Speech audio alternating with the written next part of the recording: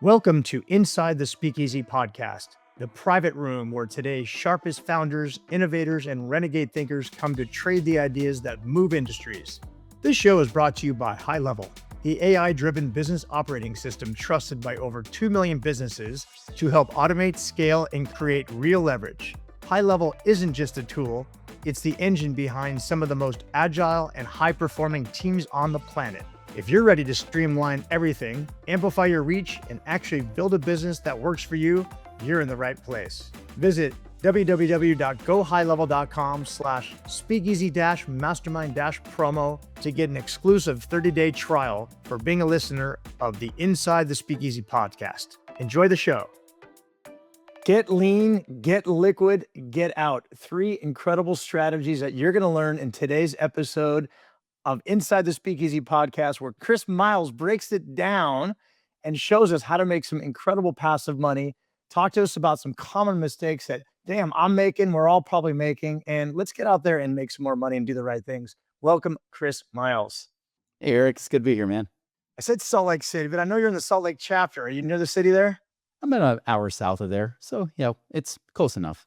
Nice. Well, welcome. We're going to get into all things money. Chris is known as the cash flow expert, also the anti-financial advisor. I love that. The anti-financial advisor. I can't wait to drill deep into what the hell that means. And you're going to teach some strategies where you're going to get our money, pay us twice. So I like that. So, I am all about it. I am working my ass off. I am working too hard. I need to get my money hustling way more than I'm hustling. I'm so excited to talk to you and figure out what the hell I'm doing wrong. Not to mention probably a lot of us listening on the show. And this is great. This is such a good topic because we talk about scaling business. And this is the other side, because what the hell are we doing this for? Obviously, it's for family. It's for wealth, for building the ability for us to not have to worry about that money coming in. And we need people like you in our lives. So thank you for coming on the show. Hey, it's been an honor, man. Well, let's dig into this a little bit. I mean, quick background. I mean, I know you have an incredible podcast. You got about 1,000 episodes right now on the Money Ripples podcast. You're out there in the world of talking money, finance. Give me a quick background on how you got there. Yeah, so not the way that most people would think. It wasn't like I started out just, having lots of money, making lots of money, and voila, it's magic wand and I'm there, right? It was actually from doing the opposite, from screwing up a lot of times and not necessarily having the best example. Because, for example, I mean, I started out when I became a business owner. I actually wanted to become a business owner because I wanted to have that freedom, right? My control my own destiny, my time, and everything else. And I was trying to look for something to do. I was actually going to become a business consultant, but I changed direction because I thought, let's have a business experience first before I become a business consultant. Because I don't want to be some 20-something-year-old kid with an MBA saying, here, you should listen to what I do, even though I have no clue what I'm doing, right? I mean, one of those business coaches who says they're a business coach, yet they never run a business. That's right. It's like the best life coaches in the world, right? It's like the ones that never have experienced life. So I didn't want to be that guy. So I actually looked for a business, and the first one that came up was being a financial advisor, the traditional salesman in a suit, that kind of thing. And so I started doing that, was on 100% commission only. I eventually quit my 9-to-5 job and started doing that, living the dream, so to speak.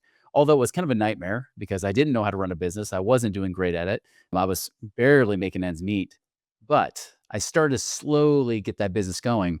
And then about 4 years in, I sat down with my dad. Now, I understand my dad is like the model poster child of the cheapest son of a gun you've ever met, right? I mean, Depression era mentality.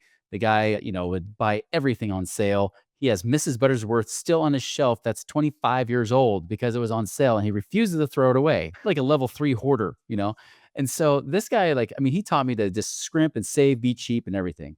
Well, he said, Chris, when are you going to advise me? So I sit down with him. I go fly back home to Oregon where I grew up. And I'm sitting down with him. And as we're talking, I look at his numbers and everything. I was like, okay, Dad, you're 100% debt free. You paid off your house in 18 years. Good job. You've been stuffing money in your 401k like every good boy should. Here's the deal, Dad. You're 61 years old. If you want to retire today, you're going to need to die in about 5 or 6 years because that's when you'll run out of money. It's like, well, okay, Mr. Sunshine, that's not what I wanted to hear. What do I do? I said, I don't know. Work longer, save more, just keep going. Maybe you'll retire in your 70s. And that's exactly what he did. Now, the next month, I'm totally just bugged by this, right? Because remember, I was following in his footsteps too. I was living cheap. I was the guy that turned off the AC in the summer, turn off the heat in the winter to save a few bucks. So I could throw it all in mutual funds and hopefully I have, a couple $1 million, in a few decades or so. And I realized wait, what if this doesn't work?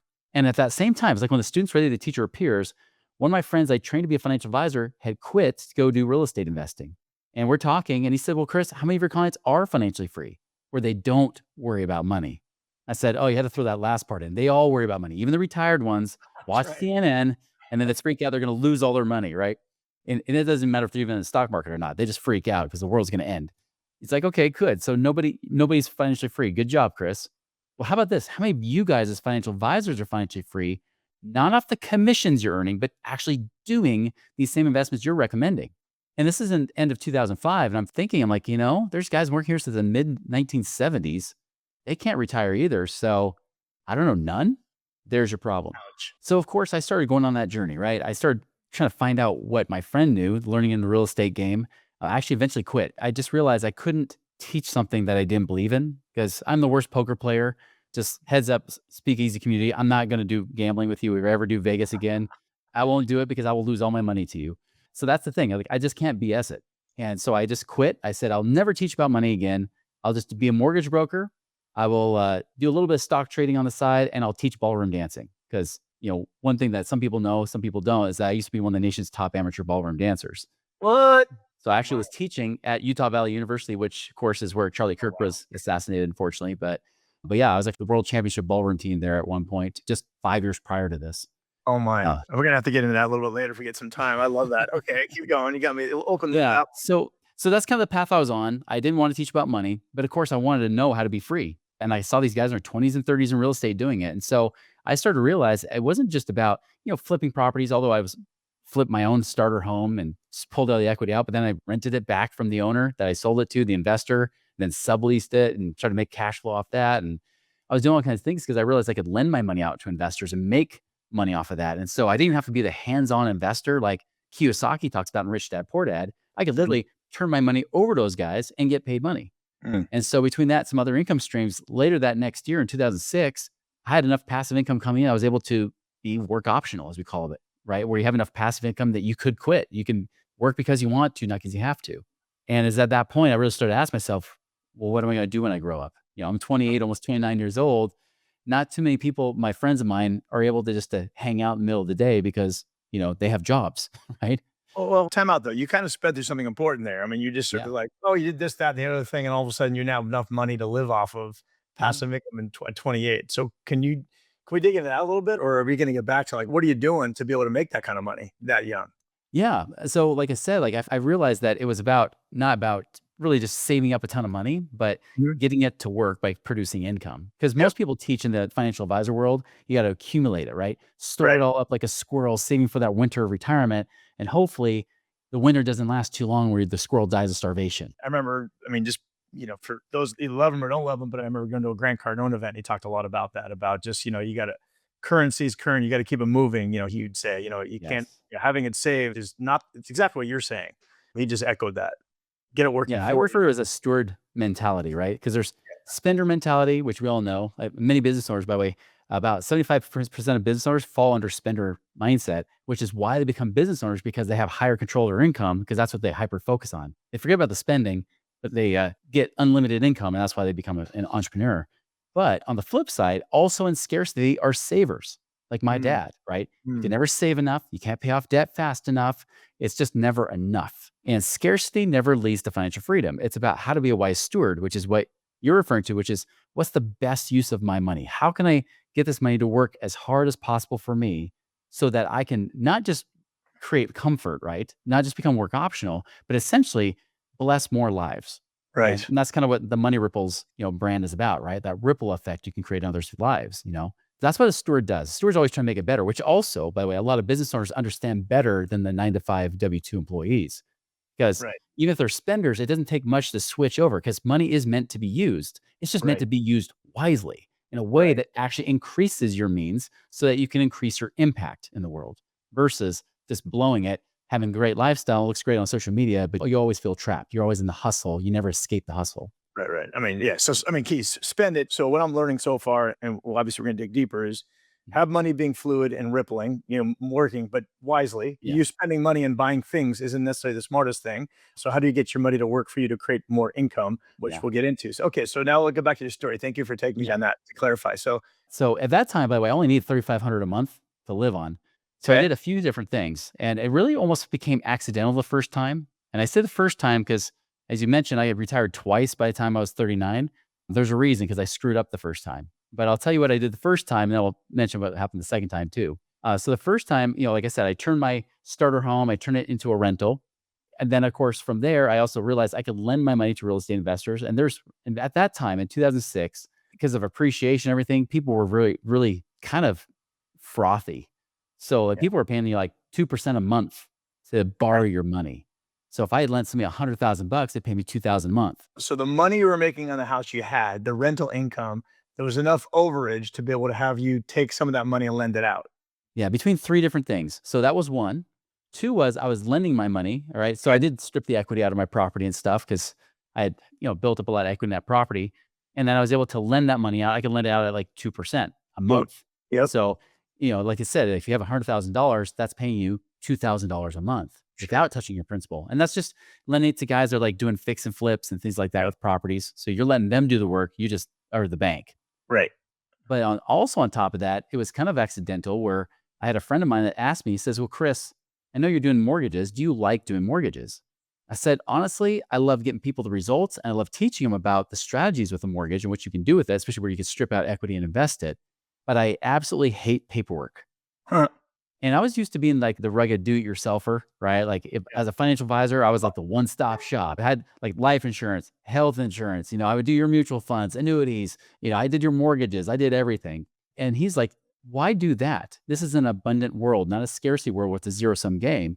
He's like, why don't you find somebody who actually likes doing paperwork? I said, does that person even exist?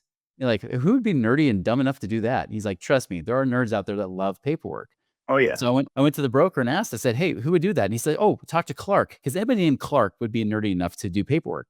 Clark And does sound like that. Yeah, exactly. Okay. yeah. So I found, I went to Clark and I said, hey, Clark, if I send you people that I've been teaching about how to take equity from their homes, cash out refinances and then invest that money, could you help set them up with a mortgage? Would you basically do all the work? He said, yeah. I'm like, would you do it for 50%? You bet. And so the great thing is I'd spend half hour to an hour teach people like, here's what you can actually do with your home equity to even pay off your mortgage faster or invest or whatever. And so he's like, so I would say, great. They're like, how do we get that mortgage? Talk to Clark.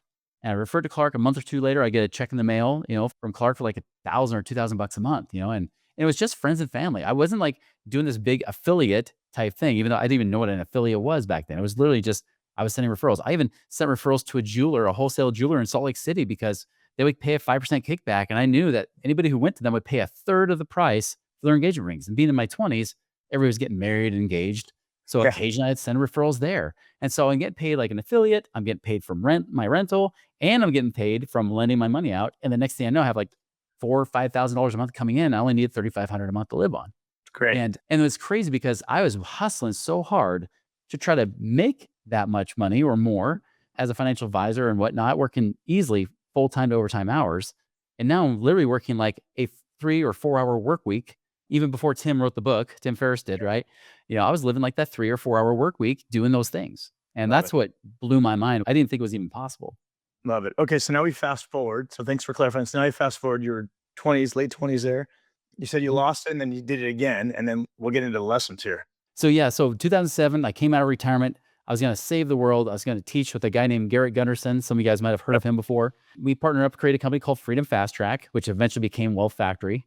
And we started that in 2007. We're all gung-ho. We're going to do it. And of course, the recession hits. At the same time, the recession is affecting our business because all of our clients were actually real estate investors. So they're all getting wiped out. They didn't have money to pay us. At the same time, my own real estate's having issues. And of course, I raised my quality of life up too at that time because I was making so much money. It's like air. You never count the number of breaths you take until it's gone. Yep. And that's what was happening. So next thing I know, I'm in the whole 15,000, 16,000 a month. I literally went from like asset millionaire to welfare, like literally on food stamps and trying to figure out how to make ends meet. I found out later because, the guys at this company were overcharging us for rent, but that's another story. But, things like that were just going on. Like I was just like trying to figure out how to make it work. And during that time, I stopped teaching people how to get out of the rat race and I pivoted. Because remember, I can't teach something I'm not doing. People always talk about imposter syndrome, and I don't really ever feel that too much because if I don't do it, I don't teach it. And I guess that's how I avoid imposter syndrome, is that I only teach what I know, what I'm doing. Comfortable, natural. Yeah, you can. Yeah, exactly. Yeah. So I started teaching people instead of how to find money. Because in the recession, people were like, Chris, I would love to know the things you've learned, but I just don't have the money to pay you. Now, in the back of my mind, I wouldn't say it verbally, but in the back of my mind, I'd be like, man, I wish I was in their financial situation because it's way better than mine is right now. Now, I wouldn't say that out loud because that's business suicide, right? But it was really at a point where I was like, man, like, I wish I was in their situation. So I would tell them, I said, listen, if I could help you find the money to pay me, will you pay me? They said, of course. I was like, great, let's do it. And so I would show them creative ways to improve their cash flow, whether it's ways to track their money better, creative ways to pay off debt, the whole cash flow index, which is now thrown out there with like the income snowball and income or the debt snowball and debt avalanche and all that kind of stuff. That's now one of the strategies out there that I literally actually created while I was playing Cash Flow 202 on my computer because I was so desperate. I was up late every night trying to figure out how to take care of my family because I had a bunch of young kids. My wife's talking about moving in our sister's basement. I have collector calls coming in every day. Like I was Oh literally man. like being crushed under the pressure. Wow. And so I started teaching them creative strategies of what I was doing in my own situation to stretch those dollars out and make it work, save money on taxes, right? Things like that. And finally, after going through all that, we can go back to all that, emotional turmoil, how to control your mind during those times. But finally, it was like the fourth quarter of 2009. I had that system I had started to develop over the course of about a year, year and a half. And then Garrett finally got these great relationships through like Joe Polish in like the dental and chiropractic space. And then all of a sudden, like they married the two together, like with the new system we were creating, because the old system that he had created was just trash. So, Mhm. but mine was actually like implementation versus just Right. philosophy. Meld those two together. And the next thing you know, like one of the chiropractic coaches finds out he's freeing up 50,000 a year in tax savings from one of our CPAs and just left and right. I mean, people on average were freeing up about 34, 35,000 a year. Wow. No one money invested, not even investing money, just finding ways to Smarter ways to do it. Yeah. yeah, better ways to be a better steward of your money, to stop those money leaks and things like that. And it just our business went from almost bankrupt in 2009 to making over 5 million the next year in 2010. And had like Wow. over 250 clients come in that next year. So that's what started to help me climb out, right? Start to pay back some of the debts I was digging under. I got myself down to almost nothing. By the way, I foreclosed on my dream home that I had Mm. for 3 years in April 2009, just months before things turned around. It was almost like I Oh man. had to lose everything to figure out that I had everything in the first place. I Wow. just had to lose it. So that's where things started to really turn around.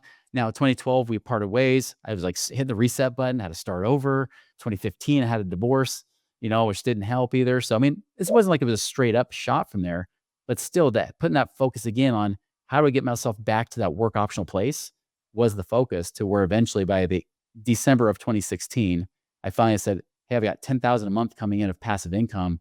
I'm there now. I'm there Yeah. again. Wow. Okay. So that's a credible story. As we have time, I'd love to hear how you got through some of these difficult times because we've all been there. Let's jump into some of these strategies too, because Yeah. you hit a lot of these topics. I think all of us listening are like, okay, what are some of these? Whether it's money saving strategies or how to get money to work from you. I mean, so far the big takeaway, which I've heard a little bit, but I like that you talked about is getting money to flow. So let's talk about some key strategies. What do you often find with this entrepreneur? Some tips you can give, you can start dropping here. Yeah, for sure. Yeah, so a lot of these strategies, I mean, come from in my book, the concepts I call it get lean, get liquid, and get out. So I have the new book Mhm. that just got released on Amazon called The Work Optional Blueprint. Super excited for that coming out because that's my first book ever. Shout out Drop to you that. guys at Speak Easy because Yeah. between the publisher I was working with and Andrea Reindl, having her help with the book, I mean, I would never have gotten it out. Never. Go Andrea, our Calgary leader. So let's make That's sure we right. drop that link in the notes. Okay, keep going. For sure. So yeah, so get lean, get liquid, get out. That's like the three phases you want to do with your money. That's different than what every financial person talks about. So get lean is, I mean, this one might not sound much different, but it is. I mentioned this is like, how do we make sure we're a wise steward of our money? Like, it's not about living on rice and beans, cutting out that latte like Ramsey or David Bach talks about, right? Which is like Mhm. minimizing your way to wealth, which is BS. Right. Like that's not how we live, especially in a world where we want to be bigger stewards of what we have. And so, no, it's all about how we be wise, right? If we're going to spend money on something, make sure it's something that's worthwhile spending on. This applies Mhm. both in your business and it applies at home.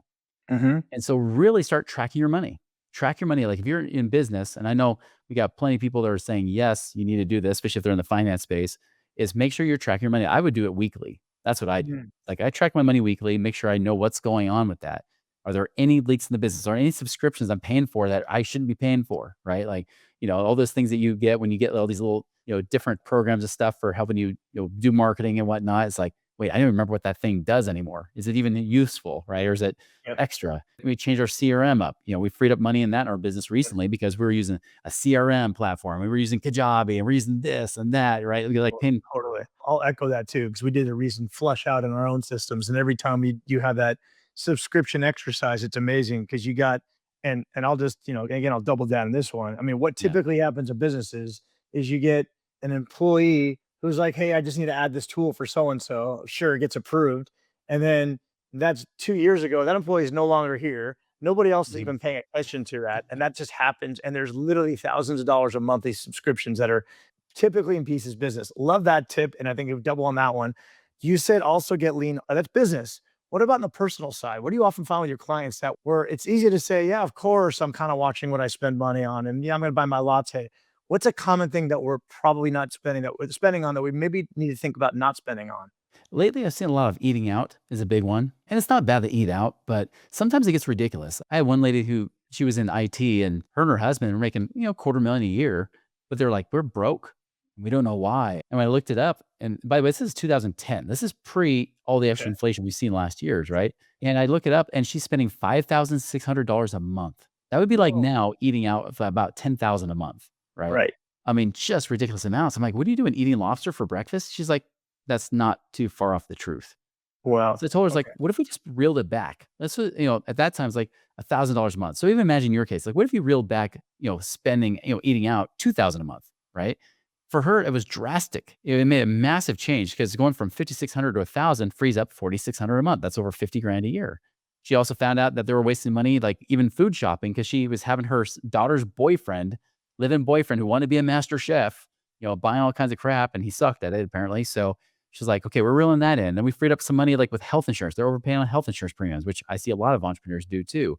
Mhm. Taxes, had her meet with the accountant, found out there's ways to do little strategies with taxes, whether it's like, for example, if you're an entrepreneur, many people don't realize that you can actually pay for the use of your house. They call it the Augusta rule, right? Yep. Now it's Yep. become more knowledgeable now, but man, like when I was even applying it back in 2011, nobody knew about it, Yep. I mean, so using that to where you can literally pay for the use of your house for one day at a time, not to Yep. exceed 14 days a year, and that's tax-free income to you, right? Paying your kids, which now you can pay your Yep. kids like 14 grand a year tax-free, Yep. and that's up until they're, till they're 18, things like that. So just little strategies of that nature. And when all was said and done, she freed up like something like over 70, 80 grand a year, Wow. just doing that stuff. And that's all for her was pretty much personal, in that sense. Wow. That's great. Okay. So thanks for sharing this. Okay. So those are some get lean. What about get liquid? Get liquid means get your money in your control, right? What's so bad is that most financial advice tells you to lock your money up in prison. They say to pay off that house, trap it in the home equity. But what I learned in 2008, one of the things that made it so stressful on me is that when I wanted to get my money out of the house, when I realized money was getting tight, the bank said no, right? Because starting about mid 2007, they're like, we don't really like business owners anymore. So we're not going to give it to you. And that's what helped cause a lot of the property values to tank during that time. Wow. So you Yep. can't ever rely on even if you have a home equity line of credit. I had somebody tell me like, "Oh, I've got an emergency fund. It's a home equity line of credit. I'm good." I said, "Do you know that back in 2007, 2008, I had many, many clients, even myself, who had lines of credit that they took away and then sent you a letter a week later saying they took your line of credit away. No Jeez. warning. They just cut it Wow. back overnight. They can do that to you at any time. That is not an emergency fund. So if you have credit cards or lines of credit in your banks and things like that, I have them too. But those are not emergency funds. You got to have liquid cash on hand. So don't Okay. lock it up in home equity or in places like that where you can't get to it. Don't lock it up in 401ks and IRAs where they slap you with penalties to touch your own dang money, right? That's stupid. It's like, no, get that money in your possession. And you don't have to keep it in the bank. Like for example, I keep most of my money inside of a life insurance policy, like a whole life insurance policy that pays me 6% a year tax free. But I designed it in a way where it's low cost. So it actually grows versus just Yeah. cost me a lot of money, like most people set up with crappy insurance agents. Not Right. to say anybody in this group has, if they're an insurance agent, not you, of course, but Right. I've had multiple debates about you said that the home equity or just yeah, you don't have your money. So rent versus buy. Like most people think the dream is to own a home. I've heard the counter of that's great, but as soon as you buy a home, your money's trapped in the home. And you think even though your money might be growing, you typically never take that money out because you just go buy a bigger home with it. And so it's sort of like that money's never working for you as much as you think it is, other than maybe mhm, at some point in retirement and you're slowly paying it down. So Is Right. that what you mean? Or what's your take on that? That kind I know you can always, hey, if your house grows 20, 30%, you can do equity line and take it out, but now you're back to what you talked about. What's your take on that? Yeah, like that's the thing about there's a difference between principles and strategies, right? So the principle is have money liquid, which is also a strategy too, in a sense, but really having liquidity, having access to cash is a principle, right? It's that safety that you Yep. need. Whether or not you buy a house is a strategy and it can change depending on the conditions. I'll make a prediction here, and I'm a huge fan of real estate and I still invest in lots of aspects of real estate, but I predict that you're not going to see your house appreciate much for the next 5 years. Right. You know, maybe in the next 10 years, but not so much in the next 5. Right. And so if someone's saying like, I'm literally banking on the value of my house going up, that appreciation, don't count on it. Because if that's the only thing that's going to save you, don't buy a house, right? Right. So you're right. I mean, right now we're in a market where rents are actually a better deal than mortgages because rents have actually come down in the Yeah. last year or two. So there's a good argument that way. Not to mention, I mean, I bought a house here, 4 years ago, right at the height of 2021, where you're like, trying to outbid everybody. And this house, like after we moved in a year or so later, the basement floods, not Mm. from plumbing, but from outside water, which is not covered by home insurance. I Ouch. literally had to come out of pocket 100 grand. If I were renting this place, I would not have to pay a dime. Yeah. So that's the kind of stuff they have to understand that when you buy a house, when it's for your own personal use, it's not an asset. It's a liability. It's Right. really an expense, just like renting is. Now, granted, I agree. You can put a small down payment, make a lot of money on it. And I think overall home ownership will make you wealthier over time. But in the Mhm. short term, don't count on it. And that's Got it. where I think renting can be just fine. Even if you're a multimillionaire, I've debated the same thing myself, So would you argue then that it's that the time to buy a house potentially strategically is when you have other cash that you can use that could be liquid versus putting all your money into a house that you're not probably going to gain for a long time because you said it's not For necessarily sure. or wait until you have enough liquid not to say, all right, I have enough money finally to go buy that house, but I have nothing left after that. You probably would argue against that. And that's where the get out comes in, right? Because Okay. you get lean, then you get Okay. liquid, and then you get that money out working for you. So yeah, you could buy a house, but it might not be the time to do it. You might say, you know what? I'm going to rent for a few years. Maybe I'm just going to try to stay as stable as I can. But how can I use that money? Could I use it in my business to grow it? Now, I will give a warning on this. Like when you're starting up a business, it makes perfect sense that your business is your number one investment and should be your number one investment even after you've started it. However, this is where I see the trap. The entrepreneur trap is this. So many business owners will constantly keep saying they reinvest in their business. And I'm using air quotes on purpose because they say reinvest. But if you use the words of Mike Michalowicz, who's the author of Profit First, which is a must read for every business owner, just like, Mhm. you got books like Rich Dad, Poor Dad, you got books like The E Myth, right? Every entrepreneur needs to read Profit First. Because what Mike Michalowicz would say is, no, if you're always reinvesting your business, you are not profitable. You're Right. literally spending all your money back in your business. Right. And long term, that's a chronic problem, right? Because one, your spouse is going to hate you for it because they're going to say, why your business is apparently making a lot of money, but we don't see all that money come home, right? Right. But the other problem is this is that you need profit. I mean, profit is the lifeblood of that business. You don't have that liquidity that obviously comes from you having profit and storing that cash. That's why I'm not always a big fan of just paying down your debt super duper fast. Even though I did, I still had to do it in healthy levels because every Mhm. time I would just use all my money to pay off debt, if I didn't have liquidity, something came up or there was a dry month or something like that, I'm hustling and scrambling, major scarcity, which drives away business and makes it you have to work 5 times harder to get the same business you would have had you relaxed, stayed in abundance. And so getting it out could be in your business, but that's not the permanent solution. That's why I create multiple streams of passive income. And I call it passive because it's literally passive, not active Mhm. in my business, right? Mhm. But actually creating outside streams of income, like when I do things with real estate. Now, right now, I might not be buying Back to your rentals. point, back to profit first, which I know Yeah, talked about building it as your strategy, if I recollect. It's profit first is the most important thing. You gotta pull money out to you as part of your strategy. If you're trying to like, whatever it is, you're not making money. Like if that's not happening, then you're not doing well as a business right now. You need to be paying yourself first as that's profit. right. That money goes into some other account, some other place outside of reinvesting your business so that you could do what you're talking about, which is take that money into other things, get liquidity with that money, build up whatever you need to be building up to start gaining from the work you're doing in the business. Is that accurate? Bingo. That's exactly it. Yep. Mm. The savings account, the other account that doesn't your business doesn't see or sniff at, because it's easy to put that money back in your business, but pay yourself, put it over there. So now you're building up liquidity in your, call it, other account, savings account. So strategies with that now to get passive income would be what? Yeah. For example, I mentioned lending. I can lend my money right now in a good environment, 10, 12% a year. That means Mm, if I have, 100,000 bucks, I could be paid roughly about 800 to 1,000 bucks a month on that. So mm, I'm now taking that money and helping to create other streams to then replace what I'm spending at home. Remember, I'm being a wise steward, I'm getting lean. Again, not being cheap, but just being lean, right? At home and also in your business, and then start to build those streams of income. So yeah. lending is another one. I'll even invest in things like oil and gas. Oil and gas is great, it has some tax advantages, which as business owners, we always love. We get most from our business. It's nice to have some additional ones. It could be rentals, although I do turnkey rentals where I'm not the one managing the property, somebody else manages it for me. And the Mm, great thing is that, like, I live in the western half of the United States. Rentals here, horrible idea, bad idea. Even people are trying to do Airbnb are having a hard time out here sometimes. really? Okay. But out east, southeast, for example, you can go to a place like Tennessee or North Carolina and you can get decent rentals. It could be Oklahoma or something like that. Mm, There could be rentals there, but have a property manager there on site. So you're not being distracted from your business trying to deal with all the headaches that might occur. right. So those are things. You say So when a you say couple, rentals, that means just buying a property that you rent out, buying a property that's not that expensive, or, yeah. we don't need to spend, us West Coasters are spending, 1.5, 2, 3 million to get anything. You're saying you could put that into way less, couple hundred grand down into something on the East Coast. Yeah, like for example, I had one guy who actually was in California, San Diego, out in your neighborhood.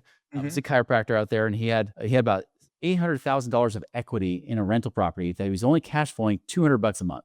Hmm. But he was just so laser focused on that scarcity saver mentality. He said, "No, no, like I'm going to pay this off in 6 years, and then it'll be 2,400 a month." I Mm, said, even then, you realize that's a crappy return on your money. That's a 3% return. You could put it in a CD and make more money. mm, So I told him, I was like, what if we did a tax-free exchange of that money out in the Southeast? And so he ended up picking out in a near, out in Louisiana. He bought 6 rental properties with that one that he sold off in California, 6 of those rentals that then were cash flowing $6,000 a month. He then was taking that money and he did what I call as an income avalanche, where you reinvest that income to build it and create more, right? You compound mhm, the income instead of mhm, compounding interest, right? So he's mhm, taking that income and reinvesting it. He reached out to me last year. He says, Chris, I've now got to like 8 or 9 properties and I'm making $8,000 a month, over $100,000 a year versus 200 a month that he was making on mhm. that property before. Wow. Yeah. So, but like I said, like not, I mean, right now in the current market, we may not push doing that kind of thing as much because that train is kind of not left the station, but it's kind of left the station. It hasn't returned back yet to make that Yep. work.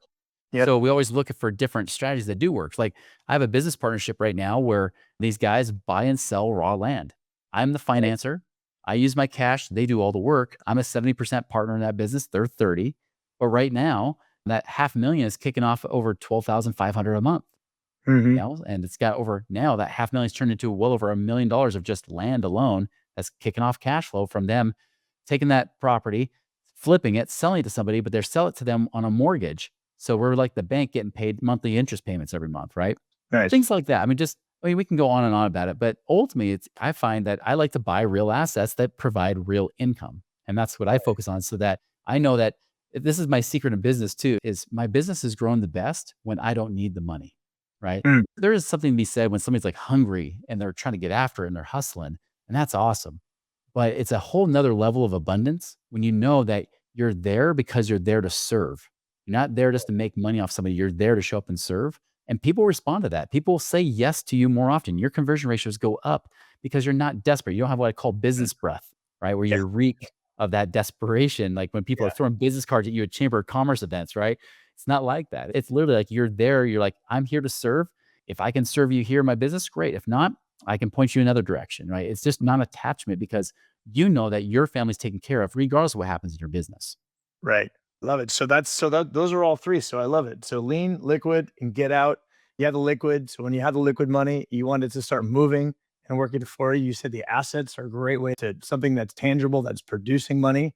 Mhm. And then the cycle continues, right? Because then you get more liquidity and you reinvest that in other stuff to get more passive. Bingo.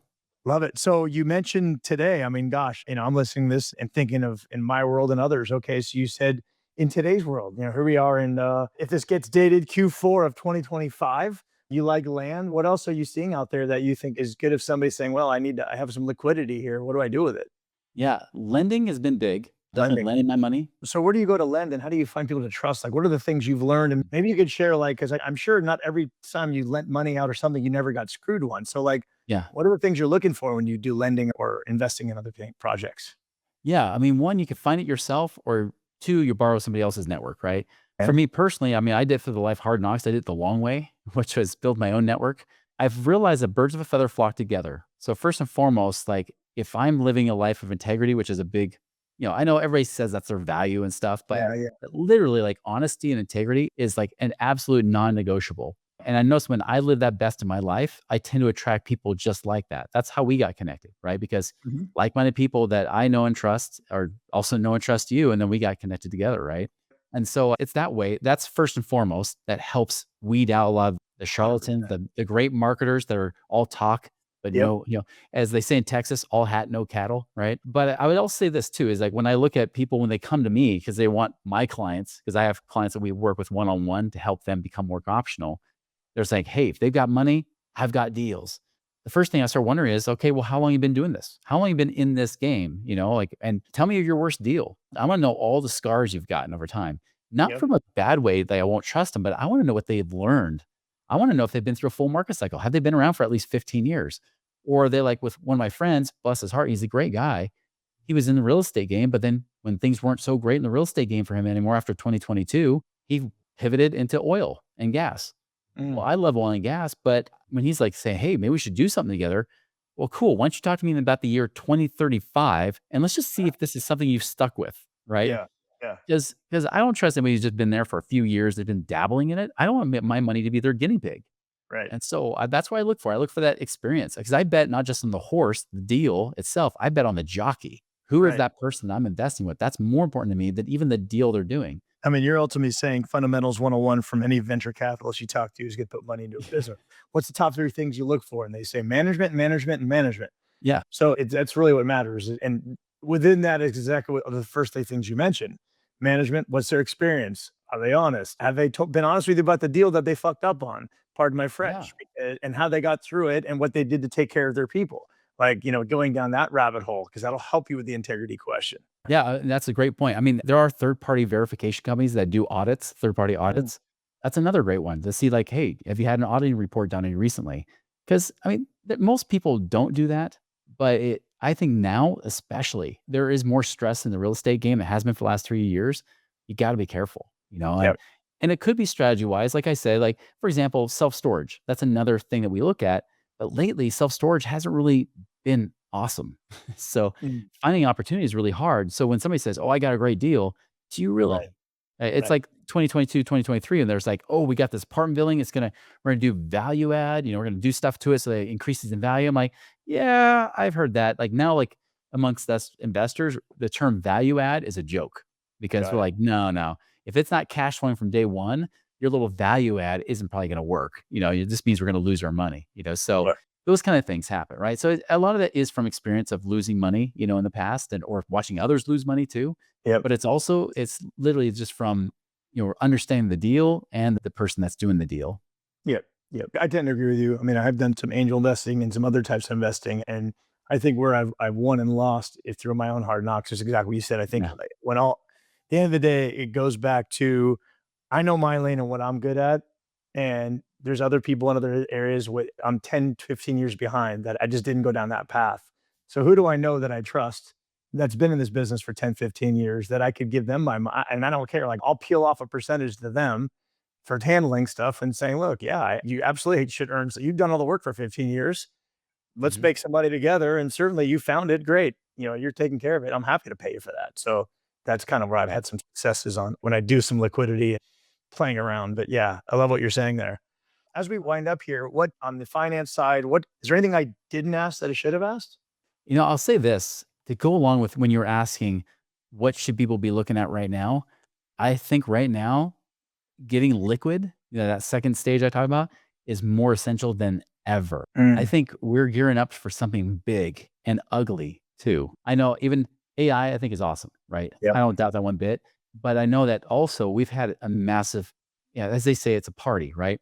The bigger the party, the bigger the hangover. And we've had the everything bubble take off, especially after 2020. Nothing's gone wrong. Nothing's gone down, it seems like, other than some real estate stuff that did, like in apartment space and whatnot. But for the most part, everybody's made money by doing nothing. Yep. That should concern you, right? Because that easy money, the easier it is, the bigger the pop of that bubble.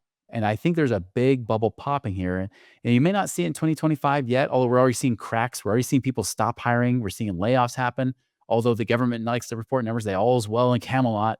But Yeah. we all know that's a bunch of BS because they're trying to spin it so that they don't look bad from a political and an economic perspective.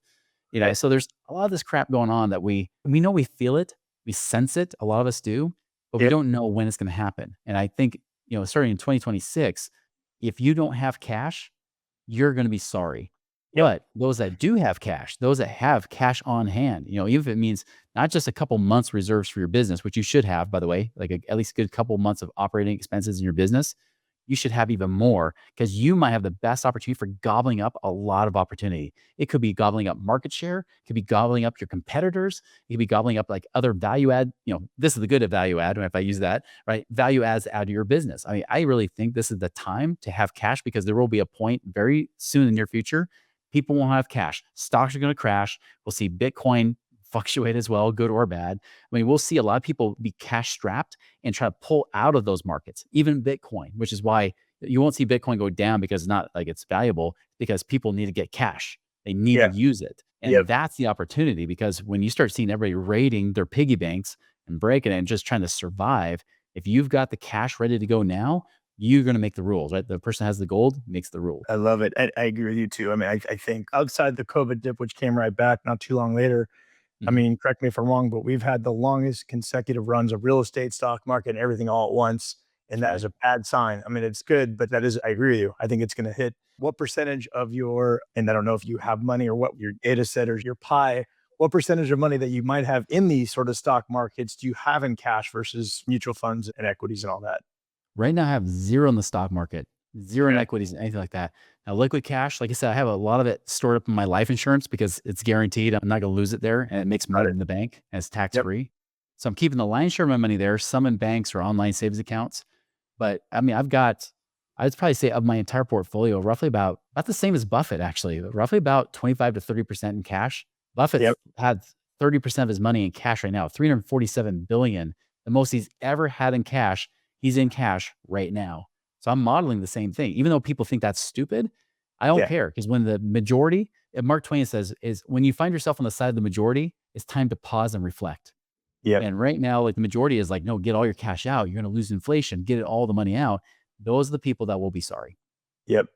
Yep. No, I love that. Appreciate that. And then ballroom dancing. Ballroom dancer at 25, like just close a loop on that or whatever. You were a champion ballroom dancer, right? Yeah, that was a very unintentional thing, just like a lot of things in my life, I guess. It's like you get directed into it. Freshman year of college, I had registered for a math class, but I took 2 semesters of calculus in high school. I thought it was enough because it was concurrent enrollment with that, but then the college said you're zero 0.6 credits short of getting your math requirements done. So I took like a crappy algebra class. Well, I show up there that week when school's gonna start, they said, "Oh, you don't need it after all." Now, without that class, I wasn't full time. So I was trying to find a 1 credit class, like some kind of gym class or something like that. And I heard this girl talking to this guy saying, "Hey, there's lots of girls in this class." I didn't know what class we're talking about, but I knew that was the class for me. I went and I registered for it, and I sucked. I was horrible. Girls would even bypass me sometimes to not dance with me in that class. But I had fun, kept doing it, took a second semester, even took a ballroom class as well.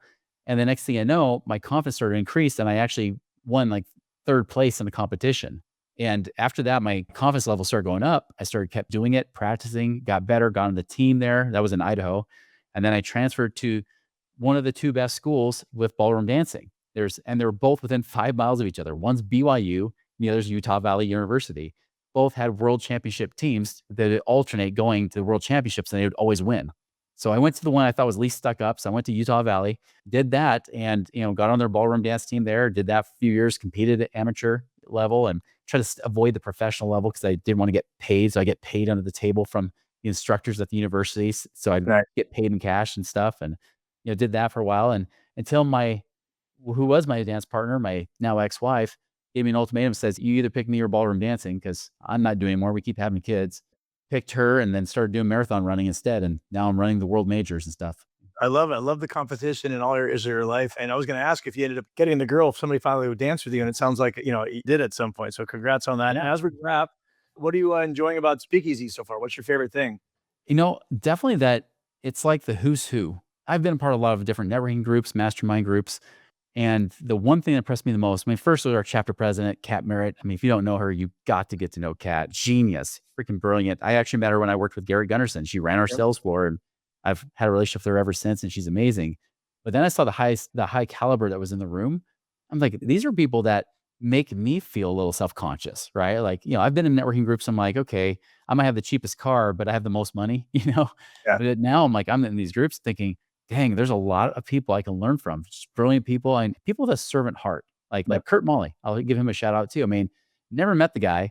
My CMO knew who he was, and she like glorified him and stuff. But then you meet him, you're like, you're just a normal guy. And guys like David Gonzalez, met him. I haven't joined his think tank and stuff too. And there's just so many brilliant minds in that room that it's really the kind of networking group that is a true mastermind, not just a conference that they masquerade as being a mastermind. Right.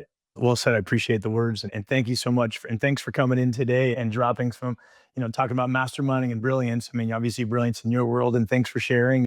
Anybody listening, obviously, I'm sure you have some amazing takeaways as well. And please get a chance to meet Chris and talk to him. And I'm sure he'd be happy to guide you through and give you some pointers as well. And thanks for coming in today, Chris. It's been an honor. Thank you so much, Eric. And that's a wrap from the Speakeasy podcast. If something sparked for you, don't keep it to yourself. Share it, review it, and pass it to the one person who needs to hear this right now. Want in on the real mastermind? Tap the link in the show notes to apply. Until next time, keep scaling, stay sharp, and don't be the smartest one in the room.